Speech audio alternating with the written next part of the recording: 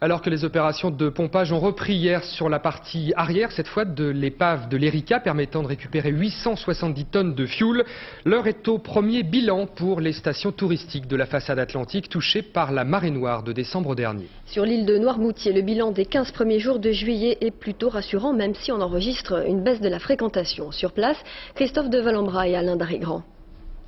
Ils sont moins nombreux que d'habitude sur les plages de Noirmoutier, mais ils sont tout de même venus.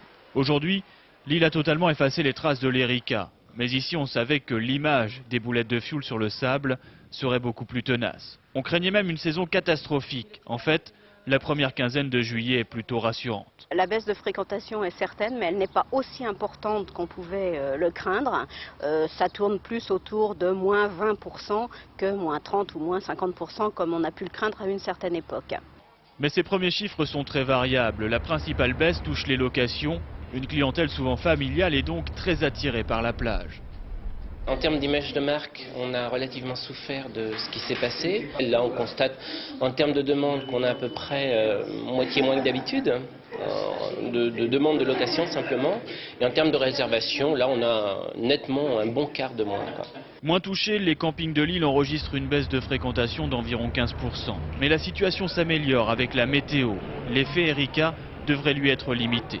Ce que nous pouvons enregistrer comme baisse sensible de 10 voire 5% actuellement n'aura, je pense, pas d'incidence, du moins je l'espère, sur l'ensemble de la saison. Pour les restaurateurs, en revanche, aucun problème. Certains avaient même sous-estimé leurs besoins en personnel. Les premiers jours de juillet ont été excellents. On a été un petit peu aidé par le mauvais temps qui nous a ramené beaucoup de passages sur l'île en fait.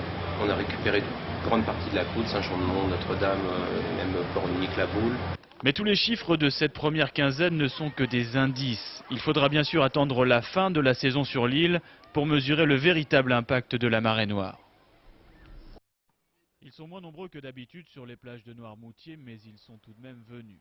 Aujourd'hui, l'île a totalement effacé les traces de l'Erika. Mais ici, on savait que l'image des boulettes de fioul sur le sable serait beaucoup plus tenace. On craignait même une saison catastrophique. En fait, la première quinzaine de juillet est plutôt rassurante. La baisse de fréquentation est certaine, mais elle n'est pas aussi importante qu'on pouvait le craindre. Ça tourne plus autour de moins 20% que moins 30 ou moins 50% comme on a pu le craindre à une certaine époque. Mais ces premiers chiffres sont très variables. La principale baisse touche les locations. Une clientèle souvent familiale est donc très attirée par la plage. En termes d'image de marque, on a relativement souffert de ce qui s'est passé. Là, on constate en termes de demande qu'on a à peu près moitié moins que d'habitude, de demande de location simplement. Et en termes de réservation, là, on a nettement un bon quart de moins.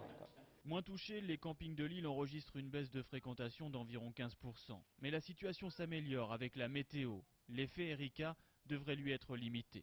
Ce que nous pouvons enregistrer comme baisse sensible de 10 voire 5% actuellement n'aura, je pense, pas d'incidence, du moins je l'espère, sur l'ensemble de la saison. Pour les restaurateurs, en revanche, aucun problème. Certains avaient même sous-estimé leurs besoins en personnel. Les premiers jours de juillet ont été excellents.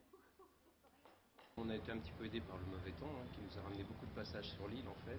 On a récupéré une grande partie de la côte, Saint-Jean-de-Mont, Notre-Dame, même Port-Unique, La Boule.